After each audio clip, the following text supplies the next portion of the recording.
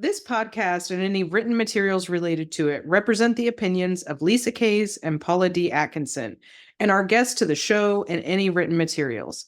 The content here should not be taken as medical advice. It is for informational and educational purposes only, and because each person is so unique, please consult your healthcare professional for any medical questions. In no way does listening, reading, emailing, or interacting on social media with our content establish a doctor-patient relationship.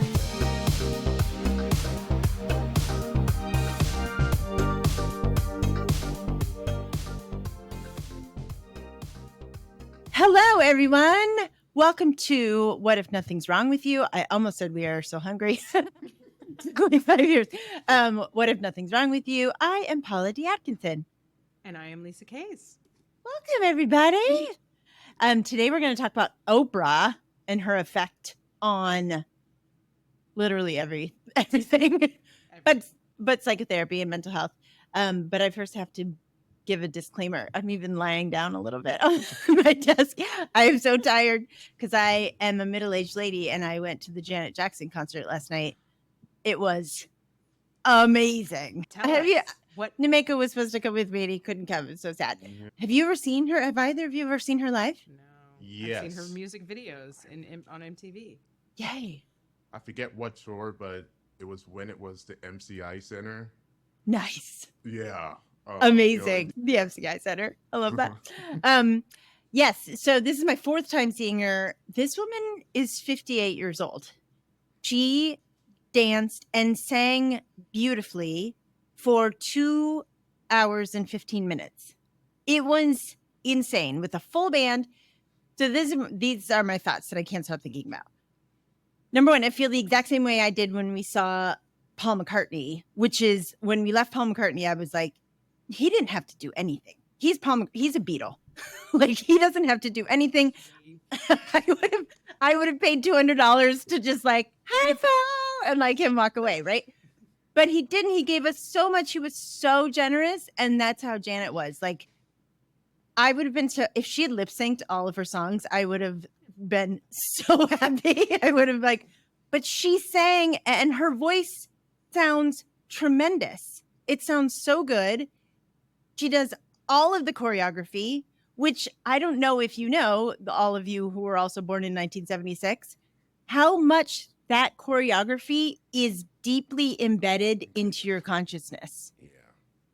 It's like it's sort of like that, like 1, 2, 3, 4, 5, 6, 7, 8, 9, right? Like when you hear that, like, yes, exactly. Like there's just things that pop up that you get when you see Janet Jackson do the Rhythm Nation dance or do the Miss You Much dance you're like, oh, it's like, I'm back. Right. I'm 12 again. Exactly. And like being mesmerized by the way her body just moves and her rib cage goes this way and her hips go that way. And I don't know how that happens, but it's mesmerizing. And she is like breathtaking, mind blowing. And she's menopausal. Okay. Fully. That's what's going on here. Fully. 58 years old. She just turned 58 last month. Wow. It was nuts. It was so good. I just feel like she's so generous. She doesn't have to give us all of this, but she does. And it makes me love her so much. And I've loved her all my life. It's so wild, right? Like she has this whole little montage while she's like changing into her next incredible outfit and has a little voiceover. And she's like, I've been doing this for 52 years because she was on Good Times when she was 6 years old. Wow. Wild. And she still wants to like do it. I'm so glad you got to go. I'm sad I did not get to go, but I'm glad that you got to go because it feels epic. And these people are aging. It is like each tour, You're like, I should probably make this one. Like, yes, because we don't know. We don't know.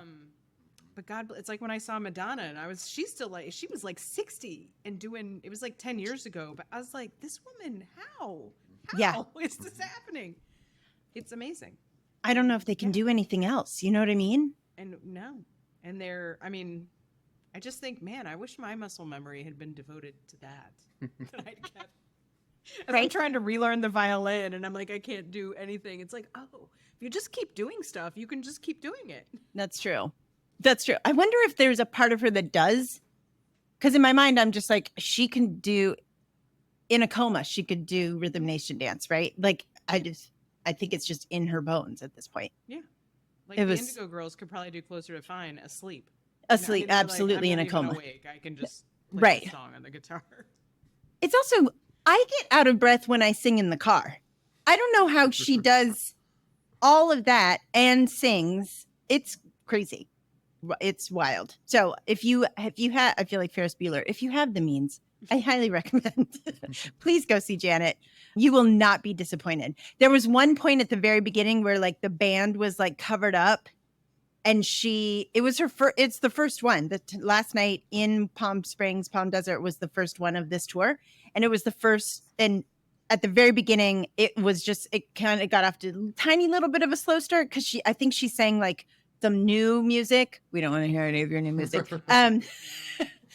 And I had like this wave of panic of like, oh my God, what if she sucks? And I was like, oh, I will just have to leave. Like I won't be able to handle it. And then we all like died 1,000 deaths. It was so good. Is this tour sold out? Can I attend this tour? You can tour. Yeah, you Is can it too attend. late? This is the beginning. It's the Yeah, beginning of the last tour. night was the first one. Yeah. I'm writing myself a post-it. Write yourself a post-it. I did get Cyndi Lauper tickets, but I don't think you can come with me, Lisa, but I did get Cyndi Lauper tickets. Good for you. I'm going to get them Friday because I am the general public. So Oh, I'm good. hoping there will be some left because I cannot figure out the pre-sale game at all. I need to figure it out for Taylor Swift, for my son. I don't understand the pre-sale game. It's very confusing. Well, I that have the leads right us credit to cards. I don't know.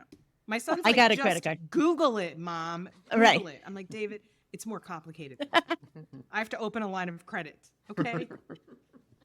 I got a credit card just for Lady Gaga tickets like 2 years ago. Absolutely. So 1,000%. Which leads us to our story about Nicki Minaj. Lisa, please tell this story. I did get pre-sale for Nicki Minaj. I love this story. It turns out it's not going to be that hard to do because evidently she's only packing 2,000 people into like 20,000 seat stadiums, which I learned because Nemeka, I'll tell you this story because Paula already knows it. And love it. So I bought my son. I thought we had a conversation. I sent him the Instagram where Nicki Minaj got in trouble in England and couldn't do her show because she took drugs on the plane. And that was baffling because I'm like, don't you have people like, do you not have people that can sort this out for you? Staff. And like carry the drugs for you? Something. I'm like, isn't this a thing? Anyway, I was like, David, Nicki Minaj got in trouble. And I told him the whole story. And he's like, is she on tour? Give me tickets. And I was like, okay. And I did not at that point understand who Nicki. So I told Paula, I was like, Paula, I'm like the mother of the year. I can't get Taylor Swift tickets, but I got David Nicki Minaj tickets. And Paula was like, oh, okay. Yeah. That's she's really sexually explicit. Good for you. And I was like, wait, how? So I'm talking to Paula and our friend Melanie, and I'm like, how sexually explicit is this? Did I just buy tickets to porn? What did I do? And Melanie is like, yes, you just bought tickets to porn. You did not take your child. And he came home from school, and I was like, tell him, David, my husband's name is David too. I was like, tell him we got the tickets. And David takes like, we got you Nicki Minaj tickets. And David's like, oh, all right. Oh. And I was like, that was a weird response. So anyway, fast forward, I go down a Reddit where I'm like, and the cat, I Googled like, can I take my son to Nicki Minaj? there is a Reddit of a woman going, am I the worst mother in the world for wanting to take my kid to, I'm like, okay, these are my people. Right. It's an entire discourse of like, why not? I went to Snoop Dogg. I went to whatever. It's fine. The general consensus was, there's going to be a lot of people, there's going to be a lot of weed, a lot of drugs, and a lot of alcohol. So if you can protect him from that, like he's listened to the music, what the heck? So I'm like, you know what? What the heck? And she's going to start at 11 p.m. So he might not even see anything. Right. So I go home, I explain this all to him. I'm like, this is what might happen. Do you still want to go? He's like, yes, I still want to go. And I'm like, and it's going to be a little racy. But I figure you've already listened to all of her music, so it's fine. And he goes, no, I haven't. I love this part. He goes, I don't know any Nicki Minaj music. And I was like, did I invent? He's like, I don't know who she is, but I mean, it sounds like an adventure. I'll go. It will be. So I was like, didn't you tell me to get you tickets? And he's like, I don't think so. I don't know who she is. Oh, wow. Amazing. So anyway, it does turn out we do listen. She came on in the car and David was like, oh, I know this song. So Okay. I don't know, but we're not going to, if any of our listeners need Nicki Minaj tickets, hit me up. September 9th in DC. I have 2 tickets, probably not going to use them. My visual of your son in the middle of weed smoke at the MCI Center, right? Like standing there, Right. and then like it's like 11:30, and you're like, we have to go home. You have to go to bed, and Nicki Minaj is not even on, or even better, she's on time, and it's just like butts and boobs everywhere. That's also amazing. Oh. Either one of Yeah, those 'cause scenarios is great. I was envisioning her as more of like a Dua Lipa situation. Mhm. Yeah, it's Olivia. less. So that's what I had in my mind. Mhm, mhm, So I mhm. would have been quite shocked. Or his father, who I was probably going to really send because I didn't want anyway. He would have been shocked. I think with Nicki Minaj, you have more to worry about with the crowd. than Yeah. Her. Yeah. That's You what the know? Reddit said. Yeah. Yeah. That's what the Reddit said. Because I watched the show on YouTube and I was like, this is fine. I mean, whatever. Yeah. It's, you know. It's And- fine. But they were like, it's the crowd, you know. Yeah. I Because was like, Nicki I Minaj can- fans are intense. And they go Intense. hard Yeah. for her. Very, very hard. Yeah. Which is great. It's nosebleed seats if anyone does want to go. I mean, I would see Nosebleed her. I love seats. Nicki Minaj. Mhm. I love her. I think she's So anyway, emotionally I can get- unregulated, and I love it. yeah, I can get no tickets to anything my son actually wants to attend. I got these. I know my client went to Chapel Roan, and I'm so jealous. Oh, I know she went in Wow. Pittsburgh. I was so jealous. I saw a Um, couple of sets from her at, I think she was at Coachella. Yes, so good. Oh my God, she's amazing. I'm so I would happy love that to I see her got live. you. Yeah. That I got you into That her. album is freaking amazing. No. Yeah. Oh my god, it makes me so happy. I love it so much. I love her, and she's blowing up. She was listening to. I saw some TikTok on Instagram because I'm not on TikTok. Like a good old white lady. Good Jenna. Right. They end up on Instagram anyway. That she had like 7,000 listens like a year ago, and now it's like, a million billion listens. Yeah. Yeah, it's so great. She's such a magical little weirdo. I love her. The other chit chat that we're going to touch on here, and then we will circle back to at the end after we talk about Oprah, is Mandisa, quote unquote, dying of obesity. So this came out. She actually died at the end of April, but the coroner's report came out. And Mandisa was American Idol. I don't know what season. She didn't win, but she was on the show. She's actually from right near where my brother lives in Northern California in Sacramento. But this is so ragingly irresponsible to put out into the world that this woman died of stage 3 obesity. So this is a relatively new thing. It's only within the past 10 years that there's stages of obesity now. It's all it's so painful. It's so irresponsible. First of all, nobody dies of obesity. That is not a cause of death.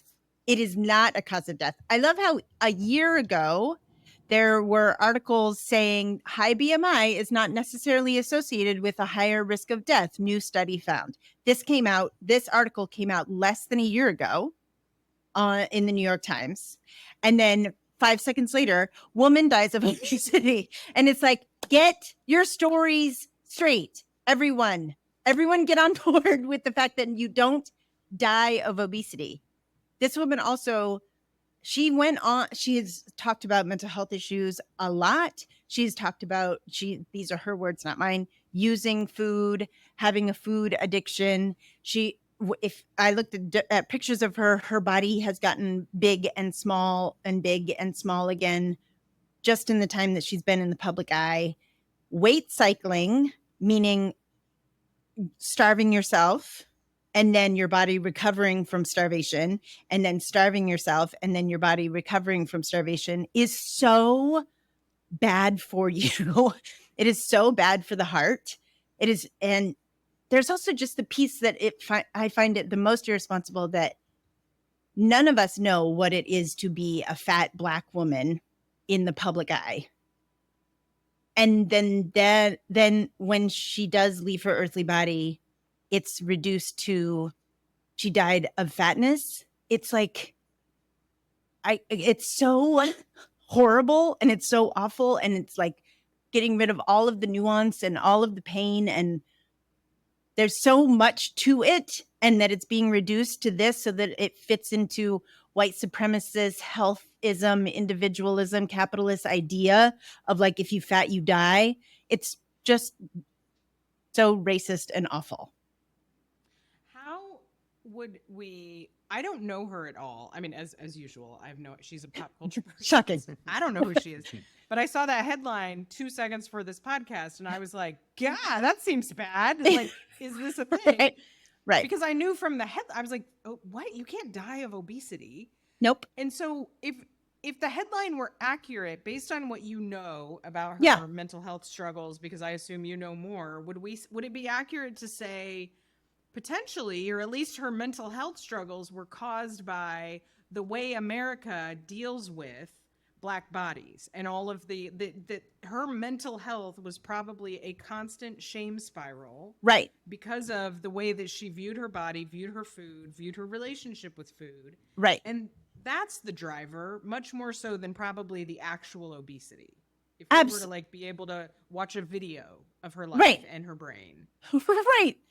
Absolutely. Again, I can't imagine what it's like to be in the public eye and being Black and being fat and being a woman. Like, I mean, Lizzo lets us in on how awful that is sometimes, and which she's very generous to do. She doesn't owe us that. And we're about to talk about Oprah, whose body has been lots of different shapes, and she is a fat Black woman, right? Like, it's complicated to to reduce it down to like she was fat, so she died is so horrifying. It doesn't bring into like classism, race, all of these things. I think she has said, like, I watched some videos of her and she's talked about time. She said, these are her words, "There are so many times in my life I've wanted to take my own life." So she says those words, and then this is the headline. And again, I if her family doesn't, like, I'm sure her family is in charge of a lot of this, but it just feels like it just does everybody a disservice. And it just adds more to the oppression. Well, it's dangerous. It's dangerous. I don't know if there's data on this. Is there data on if it is actually more dangerous to be in a big body, or if it is actually more dangerous to have an eating disorder, to keep yourself thin, to weight cycle, to binge and purge, it is. to restrict? It is. Would I be more likely to die doing that or staying in my big body? Oh, it is so much healthy. Again, health is a very broad term, and we can get into that of like what is healthier. But if we're just talking about like what will cause you to die the soonest, just be fat. That is so much better for you. It turns out thousands of years of evolution of a human body, the human body still doesn't love starvation. So no, shocking, right? So yes, to starve, and then the biological and psychological response to starvation is a lot of times to eat more food than your body would have eaten had you never starved. To do that over and over and over is so bad for you. It's also the shame of having been brainwashed to believe that you're fat because you're not strong enough to keep your body small, so you don't go to the doctor. So because every time you go to the doctor, you get shamed. It's like the fat phobia and the oppression and the bias is so much worse for you than just adipose tissue on the outside of your body. Not to mention the number of people that you and I work with and know and hear about, people who need medication for mental health disorders, yes, and will not go on it because they are worried about the side effects. First of all, many medications no longer have those side effects. But some do have side effects of weight gain, and people will sacrifice their mental well-being, yes, because of the terror of like gaining 5 or 10 pounds, right? Which is again not about those people. There's nothing wrong with them. That is about a really fucked up society that says like me looking at your body is more important than how you feel inside of it, which you have taught me is so problematic. It's terrifying. Heartbreaking. Yeah, it's terrifying. She was Yeah. probably I imagine, I don't know anything about her, but just knowing those factual details. Yeah. The amount of hate she probably absorbed and the Yeah. amount of energy Yes. around you are not right, you are not good enough, the Yeah. contortion she probably had to do Oh my to God. fit in. Yes. And remember, she was on Good American night. Idol. You know, Yes, at the right? time, millions of people We're were watching. watching that show. When was she on? Like the early 2000s, like 2005 or something? Yeah, A long time I ago. think around like when David Archuleta was on. Oh, that long time ago. season. Okay. Woo. Paula, when I die, don't let them say that I died of blondness. Okay. Don't let them Okay. write that. Right. And I will make sure they don't write that you died of wearing glasses. Okay, I won't. Please. Also, we have it in my class. I show a lot of like, it's more generous than they need to be, but a lot of fat people, they write their own obituaries before they die, and they're like, if you are fat, go get your liver checked, even though it's terrible. Like they have a whole thing about like, I did not die of fatness, I died because I had cancer for 20 years and the doctors just told me to lose weight. Like there are several examples of obituaries that fat people write before they die to say like, I died because I was not taken care of because my body was fat. Stop it. Isn't I mean have it's I have a friend generous. who I'm pretty sure died of breast cancer because they just kept telling her like, "Oh no, just lose some weight." And she was like, Totally. "I don't think this is right." Yeah, And I've heard multiple examples of that. totally. From All the time. write their own obituary.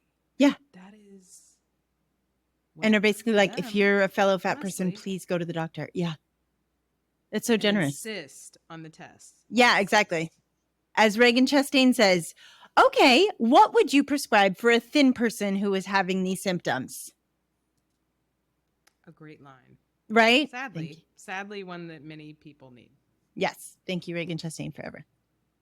Okay, well, talking about Black women who have complicated relationships with their bodies, we're going to talk about Oprah. So, first of all, I just wanted, have you heard of the Oprah effect, Lisa? I had not. I mean, I think I lived it. I think we all lived it. Had a name, right? I mean, we were again. It was in my house. Yes, it was in everybody's house. Again, if you were born in the 70s or the 80s, then you lived it. Yes. So the Oprah effect is an actual thing, and it refers to the colossal commercial influence and power of Oprah on anything. So it can be a product, it can be a topic, it can be a person, which we're about to talk about, all of the mental health people that she has talked about. So if she endorses literally anything, it sells well, as you might have guessed. Because she has such a fan base, a recommendation from her is a absolute godsend. Like you're set for life. It's sort of like if you get hurt at Disneyland, like you don't have to work another day in your life. It's the same thing. If Oprah endorses your shit, you're good. You never have to work another day of your life. Which one is harder? I know. I know. Oh my God, totally. Just jump off Space Mountain. Oh my God. There were times when I worked at Colmac, when you and I worked at Colmac together. I had a friend when I lived in San Diego who worked at Disneyland, and he told me a story about how they forgot to unhook the like tugboat, steamboat thing, and the anvil fell on this guy's foot. Oof. And this guy never has to work again. Like his grandchildren will be fine. Wow. And there were days at Colmac where I had fantasies of like, let me just go to Disneyland and like fall on something. How many rides would I have to ride? Right. For something bad to happen? It's bound to happen somewhere, right? Oh my God. I mean, that sounds great. I want Disney money. So what we want to talk about is Oprah and mental health, and Oprah and how she, and you'll hear in this, if you haven't picked it up already, I think we all have very complicated relationship with Oprah. I know I do. I used to worship at the altar. Worship. And then you'll hear, that of course, when she got into Weight Watchers, I was like, she hurt my feelings. But in terms of her influence on like people go to therapy, people talk about mental health stuff, people talk about trauma. I mean, I know that it's not all, it's correlation, not causation. She didn't cause all of it. But like, I think about like the psychotherapy networker. You've been to that, right, Lisa? Oh, yes. Yes, of course. I have a complicated relationship with that too. Right, I do too. But I feel like always the headliners are always people who've been on Oprah's show. You are correct. Right? Not. There's no headliner who hasn't been on either interviewed by Oprah. Oh, definitely on Oprah's podcast for sure. Right? It's like I know. I don't think, because like we've talked about, the boomers did not go to therapy. Right? That was not, and definitely the boomers' parents, the great generation, never in a million years. So I know again that Oprah didn't cause it, but the willingness with which Gen X and specifically the millennials go to so much therapy, God bless them. Right. And I don't know if she didn't cause it, but like that, she's a big part of all of this. And her show is a huge part. Well, she made it. Go ahead. She made it. I mean, she normalized it because she Yeah. talked about her own abuse. She talked about Yes. overcoming her own abuse. She brought, who you're going to talk about, she brought all these people on that were Yeah. experts. I mean, she normalized mental health in a way Yes.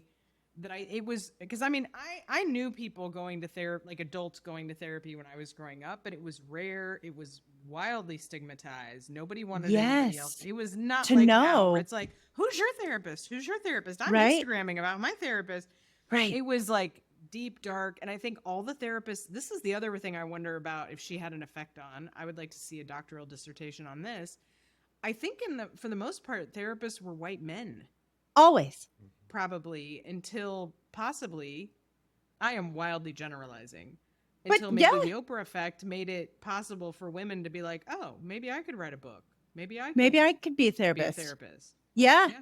Because Of she course. functionally, she was called the nation's therapist, wasn't, I mean, she was like, The show everybody- was. she was our therapist. She was. Yeah. Yeah. So her having there were so many episodes of the show, first of all, that were dedicated to mental health, that were dedicated to trauma, I mean, I will never forget the episode where she had all of the men on stage who had been sexually abused as kids. And Tyler Perry was on that show, and he came out about his sexual abuse as a kid. And that show changed lives because she was the first person to say like what the statistics were, and that it's 30% Right. of men. It's like everywhere. Exactly. And it was like, well, I mean, that's incredible, right? And that it was just talked about on television at 4:00 in the afternoon. It's like, that's amazing. So she has been touted, and duly for, making it okay to talk about, yes, I go to therapy. Yes, I'm working on my mental health issues. Yes, I have trauma. Right. And we're going to talk about that, the book, her most recent book, in a little bit, which is about like thinking of everything through a trauma lens, which is a relatively new concept. I know for psychotherapists, it's relatively new. And she's a big part of that too. There is one little sticking point, and that is the fact that she's never been to therapy ever. I was so surprised when I read that in your notes. Right? Never. Not once. And well, and it's because if you think about, and I mean, it's funny because we have this podcast where we're like, not everybody needs therapy. Do we all need therapy? But also, Right. I was like, she has overcome a lot of trauma Yes. and done it publicly. Like when I Literally. think about the pressure cooker Yes. of being just a public individual, I Yes. feel like I would want to talk to somebody neutral because you have so much money. Everybody's coming after, like, you don't know who's using Right. me, who's actually, and I'm like, that is interesting to me. And Yeah. I would also be like, well, can I trust literally any therapist? I mean, I know there are laws, but like, That's your true, story is too. worth, I mean, I could retire, breaking confidentiality, and I mean, what am I going to go to jail for, like 2 years, if anything? I mean, I can see Worth it. why they're like, I don't know about that. I mean, Right. but like living a life that is that public, that much change, going from poor to bajillionaires, the richest, wasn't she the Woman. richest woman in the world for a while? She was at one point. Yeah. The amount of reorganizing of her life, Yeah. it's interesting. She never well, I'm not going to say she never processed that. Who knows? She could have a shaman. I mean, she could have, I don't know who she might have, or Well, like, and but- she also has like Brene, she has Brene Brown, Eckhart Tolle, Maya Angelou when she was still in her earthly body on speed dial. So like maybe you don't need a therapist when everybody's like, Oprah's calling, I gotta go. Yeah. You just call It's Brene pretty and great. be like, I'm feeling a lot of shame, Brene. And Brene's like, Exactly. "Oh, okay. Yeah, I'll Right? process that." And Iyanla Van Zandt is like, okay, great, let's talk about it. Yeah. I do think the thing that Oprah said, that she says that she and her best friend Gail King, who I've met by the way, have been therapists for one another over the years, and suggests that maybe it's been effective for them because they've never been expected to process more of their trauma than they can handle in that context. So effectively trauma dosing with each other. I mean, I feel like with my therapist hat on, I'm like, that's inappropriate and they shouldn't do that. But then you and I have been talking about on this podcast, like maybe we all just need more friends. And there's a part of me that's like, that's a little dangerous because on some level, Gail is on the payroll. And as my mom used to say, if everybody around you is on the payroll, you're going to die, because nobody's going to be like, girl, stop. Yeah. And I mean, it is, when I saw that, I had the same like mixed response, because the other, and I mean, maybe they don't do this to each other. The reason that's hard in American culture in general is people will minimize. They can't sit with that. Right. Like and so I was like, that's kind of beautiful if you have two people that can actually, and I mean, they have infinity time also. I mean, True. they're living a different life. Right. That's true. We are. And well, and then I maybe wonder, I'm like, did you have a facilitator for those meetings? Like, really? Was there no? Literally Maya Angelou. Yeah. Yeah, like Maya, and somebody's like, Brene Brown is like, let me hold space. I know, exactly. It's like that. Come on. Who knows? We don't know. But also, it's like, interesting now the therapist in us was like, oh, that's a bad idea. Now I want to be suspicious of my own reaction to it, because I also think like what you just said in terms of minimizing, can it be a working theory that white people have to be trained on how to hold space for each other, but two Black women don't? That's kind of what I wondered. Right? That's really that white what people I have to be like, wondered. can you just not interrupt people and let them have their feelings? Like white people actually have to be trained. Well, and we have to monetize it. Yes. Monetize it. We have to make it formulaic. I mean, I do wonder about, is Gail questioning you? Like, is there any, like, that like part is interesting.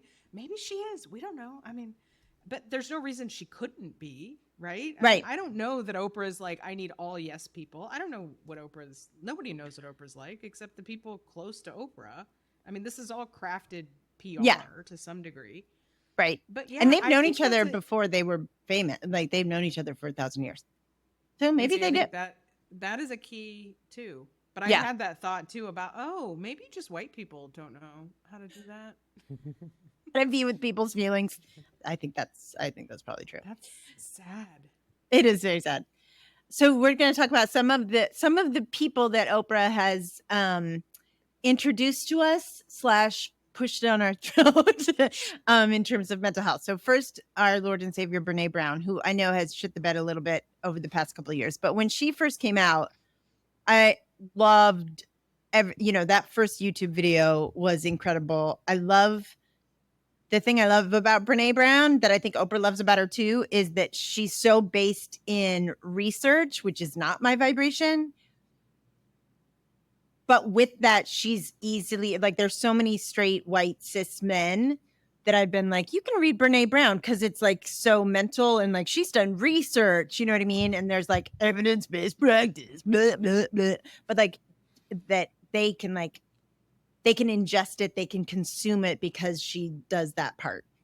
Does that make sense? Mm-hmm. Yeah.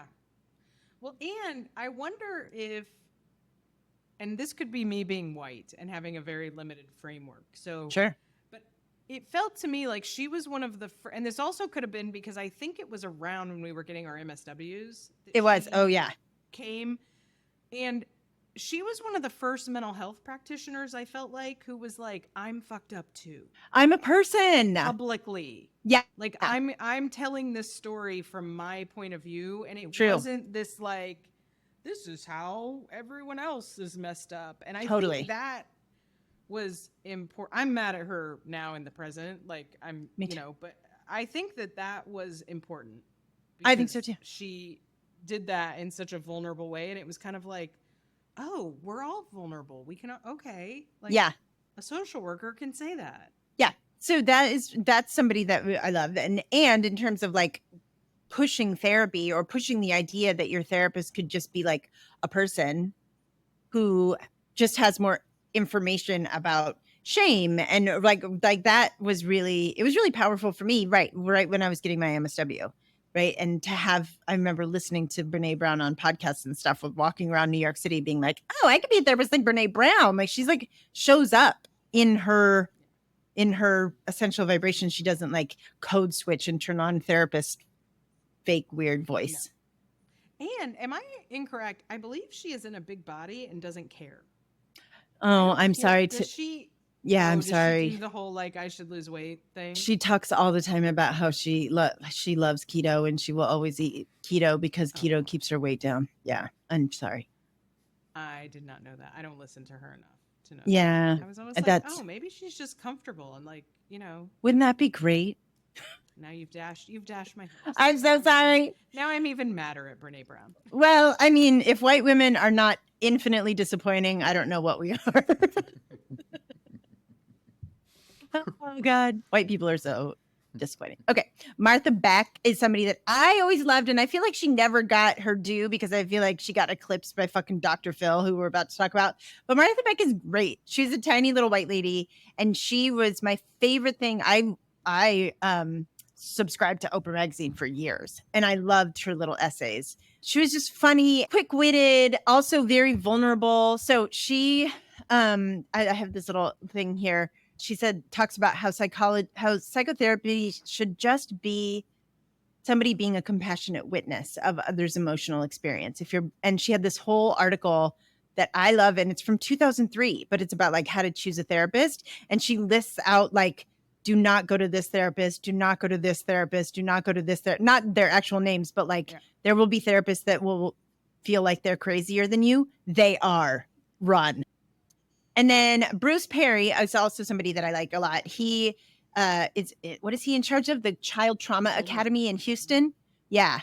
So he talks like literally only about, he and Gabor Mate have a lot of intersection on the things that they talk about and the things that they research in terms of like trauma. Everything you do, every bad decision, quote unquote, you've ever made. You know, this is a lot of IFS stuff too, is like there are parts of you trying to keep you safe, and that's it. So and I suspect he has been pivotal from what I've read. I haven't read his entire book, but my sense is he's been very pivotal in switching therapy for kids from like behavioral to like they are trying to tell you something, like listen. I suspect he was like the beginning of that. Because the way he listened to kids in his is like, it's beautiful. I mean, it's very lovely. And so this is the latest book that Oprah has put out. It's called What Happened to You?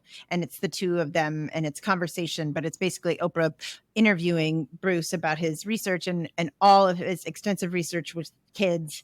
And it's supposed to be, I never read the book, but I'm sure it's really good. And I listened to both of them on a podcast and I was like, this guy knows what he's talking about. He has worked with traumatized children who like survived Columbine, survived Oklahoma City bombing, survived like all sorts of things. So that man knows what he's talking about. So that's nice. On the other hand, we have Dr. Phil McGraw.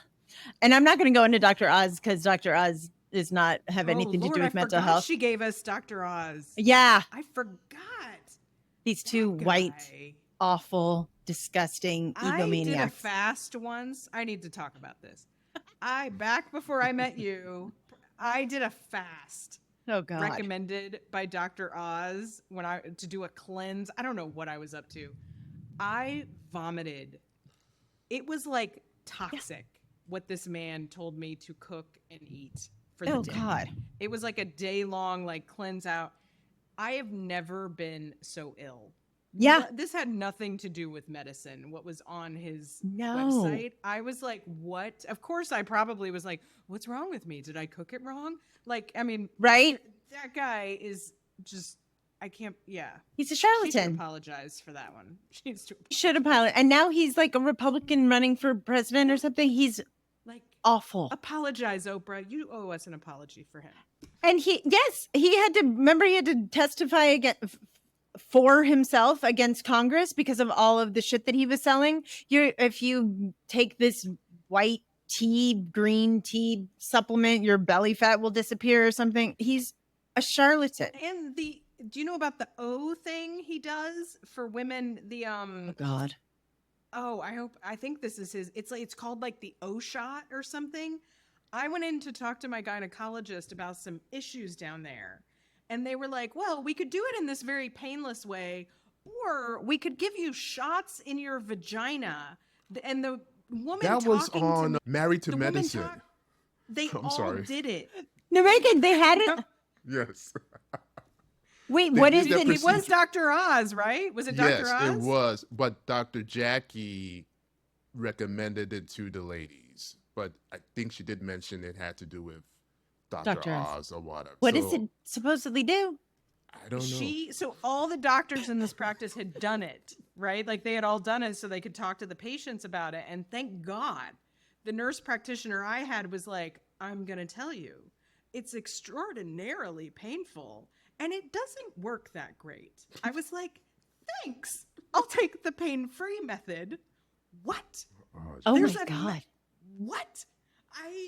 No. Also, But this there's man is massive like banners in their lobby for this thing. the And O then shot. I think Dr. Gunter was like, this is a total scam. It's nonsense. Thank It God. sounds horrific. Can you imagine shooting things anywhere in a woman? Nope. And No. thinking it might even not work for even like, don't release that. Don't No. release that into the public. I don't care if it might help 2% of women. No.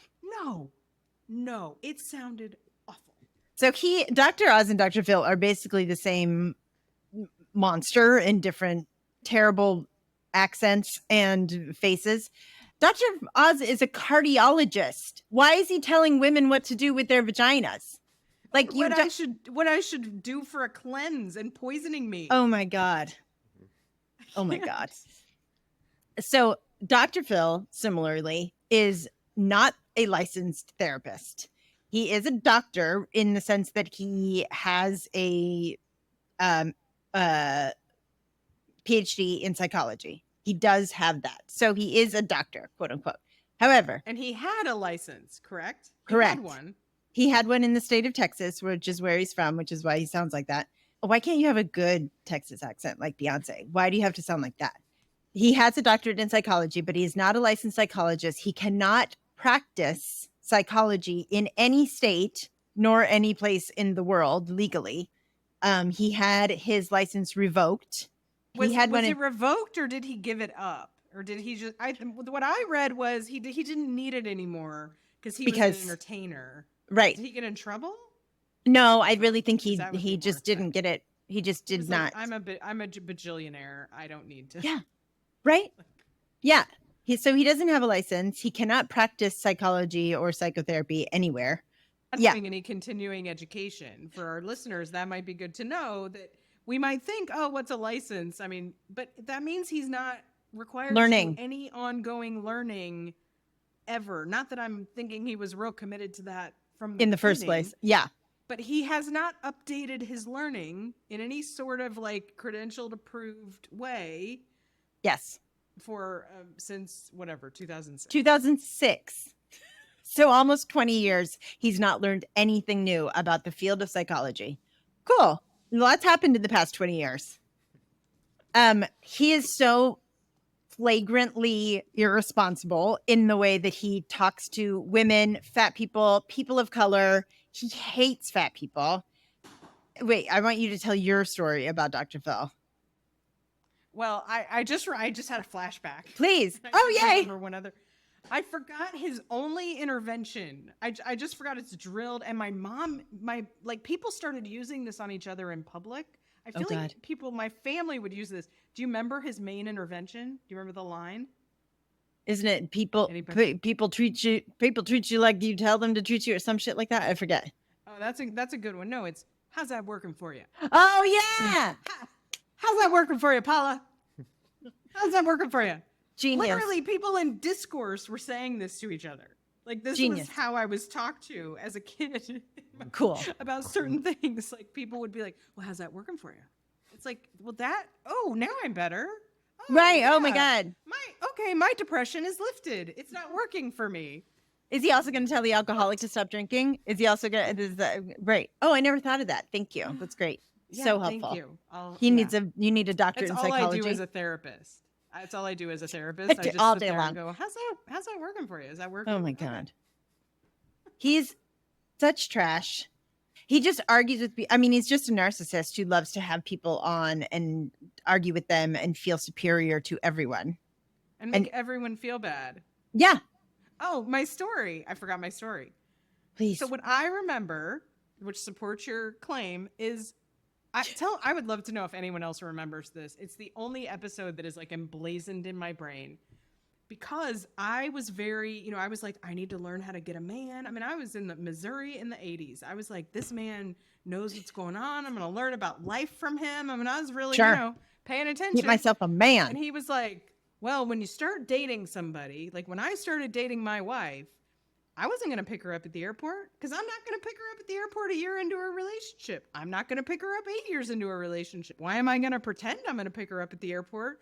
Or I think one of them was also go to the in-laws.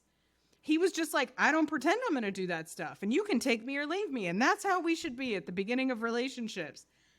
And I remember thinking, I was 12? I remember being like, well, that's clear. I guess we should be clear. And I guess I should be glad if a guy tells me, oh, I'm not picking you up at the airport, because at least I know what to expect. And thinking, why won't you pick your wife up at the airport? For real. You're Dr. Phil. That's probably okay. This is probably what I can expect from men. And like, for many of the men I dated, was he wrong? I mean, he wasn't wrong. Well, he wasn't wrong in that sense. So you should be a selfish, egotistical dick from day one. I guess that's helpful, actually, in that sense. Brag about it? I was like, what is your... I mean, can you imagine being his wife? Okay, so to that?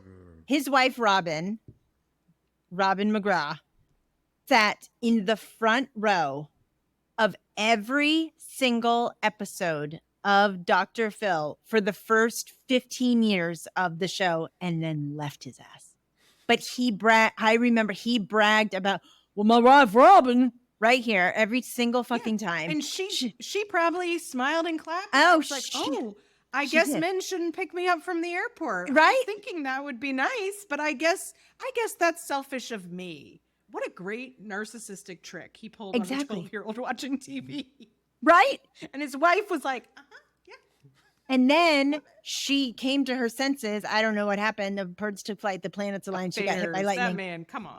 That man was having affairs, don't you think? Oh, of course he is. Yeah. Oh, I mean. She left and like she's like, I mean, I'm sure if I Googled far enough, I could find her. You've never heard from her again.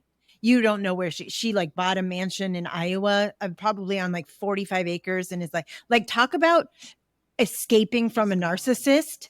Good for her. She's in the wind. She's in the wind. She moved to Bali. She cannot be reached. I love it. I think it's like, that's the most incredible escape from a narcissist I've ever heard of. Good for you, Robin. What if the Scientologist did that? There's a missing Scientologist who has a similar David story. Miscavige's wife. Possibly she was killed or something horrible. But I think she was wonder killed. if she also escaped. But do they have children? Yeah, they have children. Their oldest. Did she take the children? No, their children are adults. They're adults. Yeah. They're so adults. They were not one of them's married to like Hulk Hogan's daughter or something. Don't quote me on that. But one of them's married to like a relatively mildly famous person. And he was on the show all the time, his oldest son, because his oldest son was basically just a photocopy of him, because that's what narcissists do. But here's my question. Coming back to Oprah, our original character. Yes. Oprah had to have been friends with Robin McGraw. Right? She made him. She built that empire. They had to have been buddies. Yeah. What happened in Oprah's brain? Yeah. When Robin McGraw disappears? You know what I'm saying? Oh, well, this was relatively recent. You know, Dr. Phil has been on since 2006. I think that's what When it was. this? 2006. When was? Oh, Robin McGraw left relatively within the last 10 years. Recently. Yeah, within the last 10 years, like never talked about. Just she wasn't front row one day, and everyone's like, "Where's Robin?" And gone. Is Oprah still linked to him? Is she No, still no. Oh, since when? Since Robin McGraw? Oh, no, Wow. for years. I feel like decades. She hasn't. Kind of like both Dr. Oz and Dr. Phil. She's like I made you. The train has left the station. Yeah. But she's never apologized. She's never for giving us apologized. These guys. I want an apology. There's a lot of things I want an apology for. Yeah. Yeah. Yeah. It's like we could add this to the list of things like Oprah to say sorry. Right. She's given us so much, and these are the things I am. Yeah.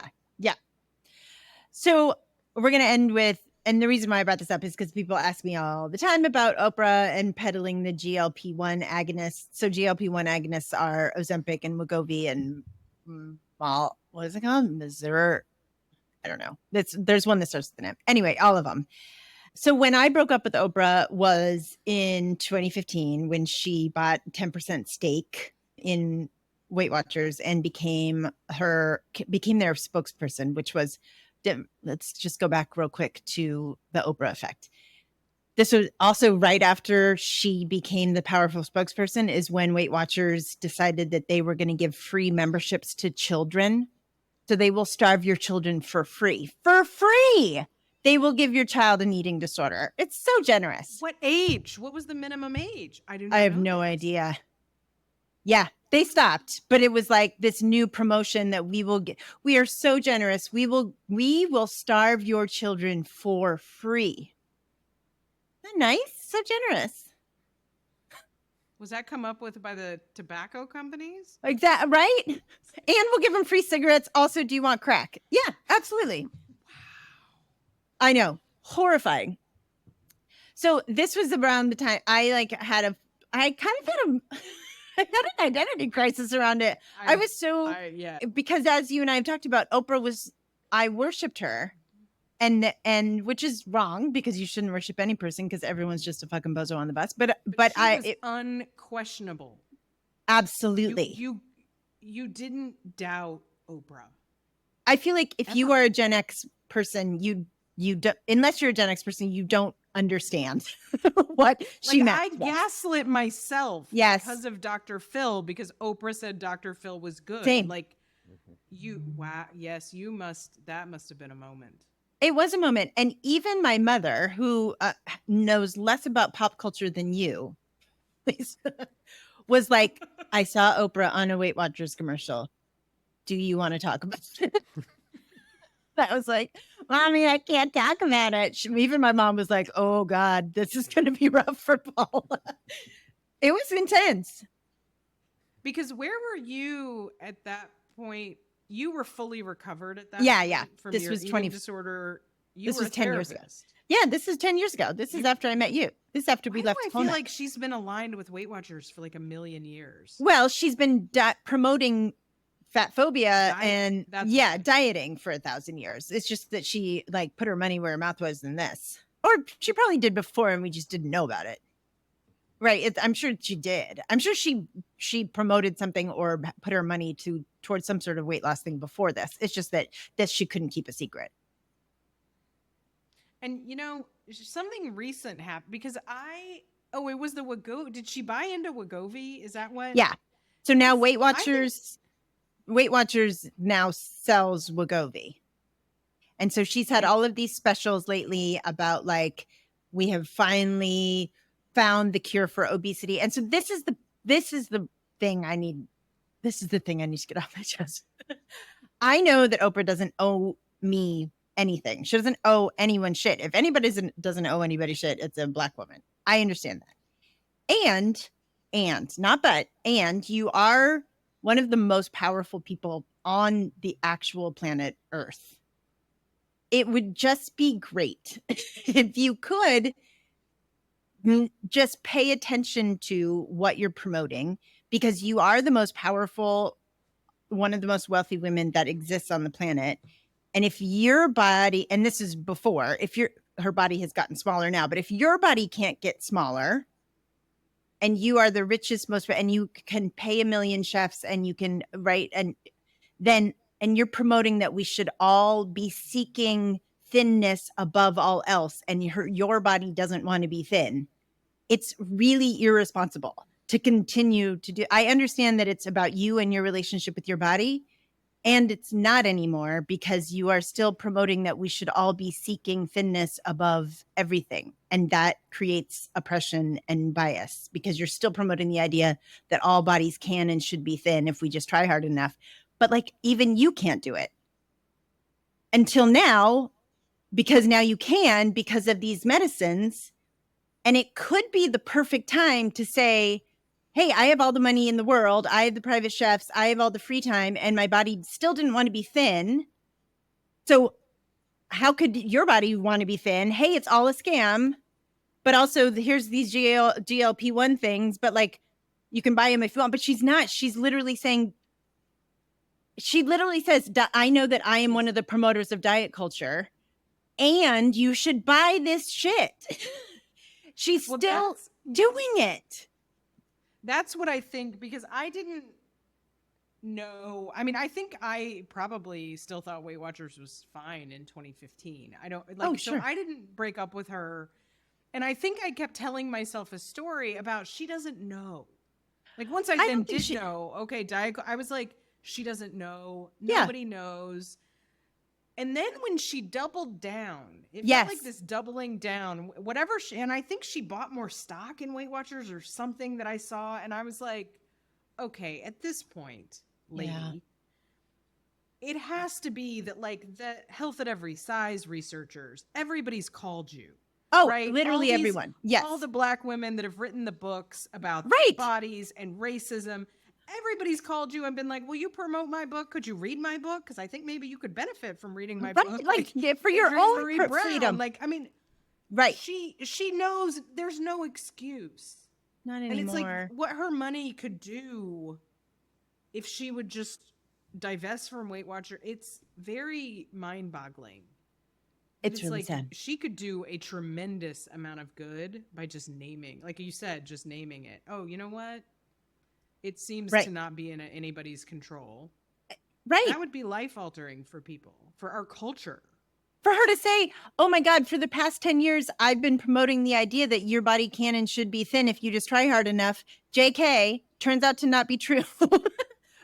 You know, like that. But she's not. She's like, it's just not. She's doubling down. It just feels like such a missed opportunity. And again, I understand she doesn't owe me shit, but it just makes me sad.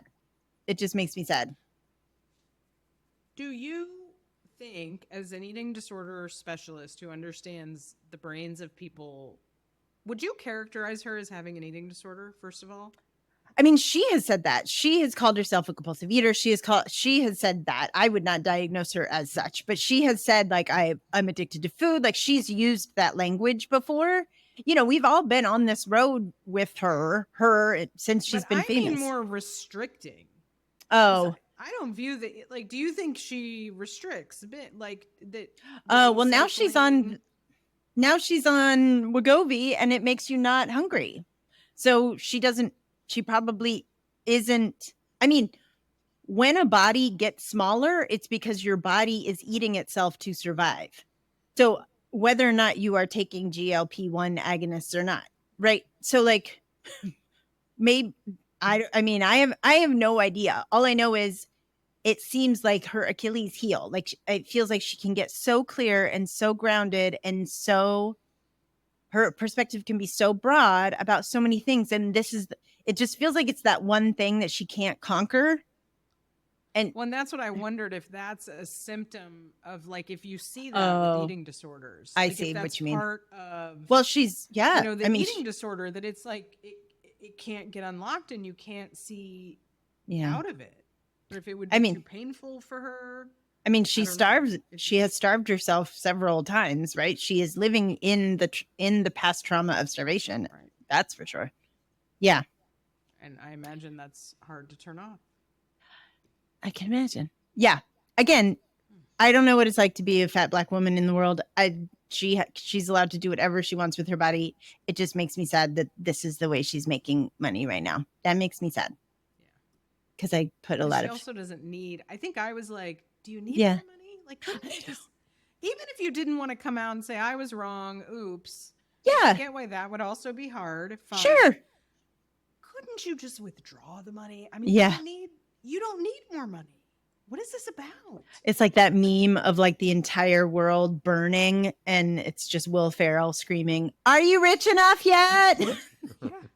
I think about that meme all the time. Are you rich That was enough when yet? that was when I broke with Oprah. I was just like, you Yeah. have enough. I don't know why you would invest in something this harmful.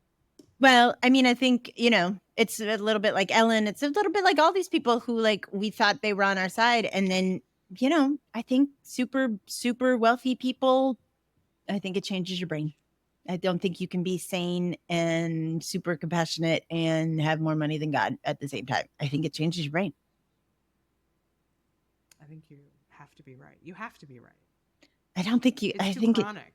exactly. I feel like you just, the part of your brain that's like, I'm a good person, just like atrophies.